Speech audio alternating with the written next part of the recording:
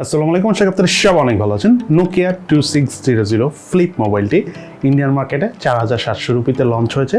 ইউনিসকের T107 processor দিয়ে এই ফোনটি এসেছে। সম্ভবত বাংলাদেশ মার্কেটে আমরা কিছুদিন পরে পেয়ে যাবো, বাট বাংলাদেশে অফিসিয়ালি আসবে কিনা সেটা আমরা জানি না।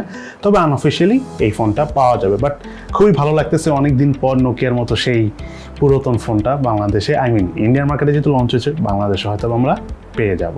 এদিকে Redmi 11 Prime এই মোবাইলটা ইন্ডিয়ান মার্কেটে সেপ্টেম্বরের 6 তারিখে লঞ্চ হবে। ধারণা করতেছি বাংলাদেশ মার্কেটেও আসতে পারে, এখনও কনফার্ম না বাংলাদেশ মার্কেটে অফিসিয়ালি আসবে কিনা।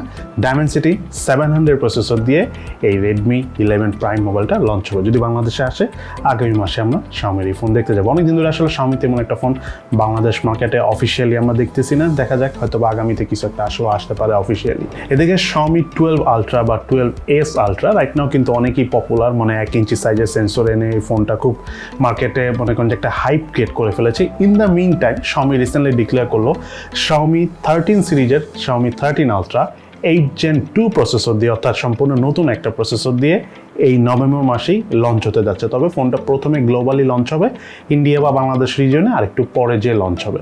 মাত্র কিন্তু Xiaomi 12S Ultra আসলো, সো 2-3 মাসের মধ্যেই বা 3-4 মাসের মধ্যে Xiaomi আবার তাদের 13 সিরিজের ফোন আনতেছে।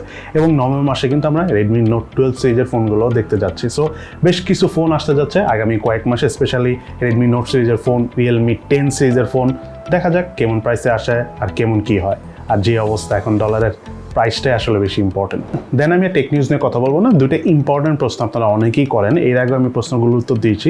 তার মধ্যে একটা প্রশ্ন হলো, দেশে কি এই মুহূর্তে ফোন আসা বন্ধ হয়ে যাচ্ছে কিনা। সত্যি কথা বলতে দেশে এই মুহূর্তে ফোন আসা বন্ধ হয়ে যাচ্ছে না, ফোনটা একটু কম আনতেছে, কারণ আপনারা জানেন যে ফোনের দাম অনেক বেড়ে গিয়েছে। তো আলটিমেটলি ফোনের দাম অনেক বাড়লে তো সেল অনেক বেশি বাড়ে না, দ্যাটস ওয়াই কোম্পানিগুলো ফোন আনছে না। আরেকটা বিষয় হলো, এই মুহূর্তে ইম্পোর্ট করা একটা ঝামেলা। আনঅফিসিয়াল ফোন যে আপনি ইম্পোর্ট করবেন এটার উপরে অনেক ঝামেলা রয়েছে, দ্যাটস ওয়াই দেখা যাচ্ছে যে আনঅফিসিয়াল ফোনের দাম অনেক বেড়ে যাচ্ছে। যার যেই দোকানে আনঅফিসিয়াল ফোন রয়েছে সে এক্স্যাক্টলি সব ফোন সেল করতে চাচ্ছে না, কয়েকটা ফোন ধরে রাখতে চাচ্ছে। দ্যাটস ওয়াই দেখা যাচ্ছে তারা ফোনের দাম বাড়িয়ে দেন মার্কেটে আপাতত জাস্ট টিকে থাকার লড়াইয়ে বেঁচে আছে বা ধরে রাখতেছে, আগামীতে হয়তো সলভ হলে এসে পড়বে। দেন সেকেন্ড ইম্পর্টেন্ট প্রশ্নটা হলো, Xiaomi Realmeর ফোন কি আপাতত বাংলাদেশে আসবে কিনা। একদম মনের মতো একটা প্রশ্ন। সেটা হলো Xiaomi Realmeর সাথে আমরা কমিউনিকেট করে যেটা জানতে পেরেছি যে আপাতত Realmeর কোনো ফোন আগামী 2 মাসের মধ্যে আসবে না, 3 মাসও হতে পারে। Xiaomiরও তেমন একটা প্ল্যান নেই বাংলাদেশে আপাতত ফোন আনার। যদি আসে হতে পারে নর্মাল কোনো ফোন আসতে পারে, অথবা এক্সট্রিম লেভেলের মানে প্রিমিয়াম লেভেলের কোনো ফোন আসতে পারে, কিন্তু যেটা আমরা নর্মালি দেখে থাকি সেই ফোন আসবে না। কেন Xiaomi এবং Realme আপাতত ফোন আনছে না আমি সেটা আপনাদেরকে বলি।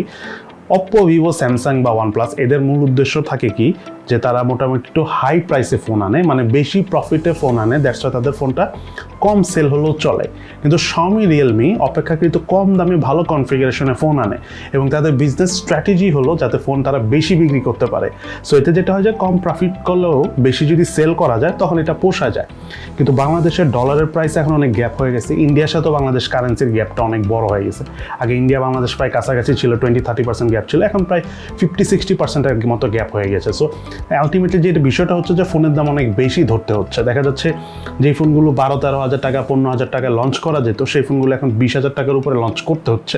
সো একটা ফোন 20 হাজার টাকা আনলেই যে মানুষ হুমড়ি খেয়ে কিনবে তা কিন্তু না। 12-13 হাজার টাকার ফোন যদি আপনি 20 হাজার আনেন অবশ্যই অনেকেই কিনবে না। সো আলটিমেটলি ফোন তো সেল হবে না। সো Xiaomi Realme তো প্রফিট করবে কী হবে, তাদের তো সেলটা বেশি প্রয়োজন। তো তাদের যেহেতু সেলটা খুব বেশি একটা হচ্ছে না, আবার তারা কম দামে ফোন আনতেও পারতেছে না, সো এই মুহূর্তে Xiaomi Realme ফোন খুব একটা আসবে না। আর দেশের অবস্থা যদি কন্টিনিউয়াসলি খারাপ যেতে থাকে তাহলে এমন হতে পারে Xiaomi এবং Realme এই দুটো কোম্পানি বাংলাদেশে আগামীতে হয়তো আবার ফোন আনা বন্ধ করে দেবে। যদি কেউ চায় আনঅফিসিয়ালি তারা আসতে পারে, কারণ এটা নিয়ে আমার ভয় লাগতেছে। কারণ যেসব কোম্পানিগুলো লো প্রাইসে হাই মার্জিনে সেল করার প্ল্যান থাকে তাদের জন্য বাংলাদেশ এখন সেফ ইনভেস্টমেন্ট কান্ট্রি না। সো অনেক বড় একটা বিষয় এখানে রয়েছে। আর Xiaomi Realme যদি ফোন না নেয় তাহলে Oppo, Vivo, Samsung এরা মনে করেন যে সর্বোচ্চ সুযোগটা নিয়ে নেবে, ফোনের দাম অনেক বাড়িয়ে ফেলবে, এবং সেই সাথে তারা খুব একটা আপডেটেড ফোন আনবে না।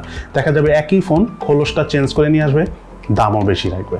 সো Xiaomi Realme ফোন আসা আসলেই প্রয়োজন আপনি যদি ব্যালেন্স চান মার্কেটে। দেখা যাক, বাকিটা সময়ই বলে দেবে কোথায় কী হতে যাচ্ছে।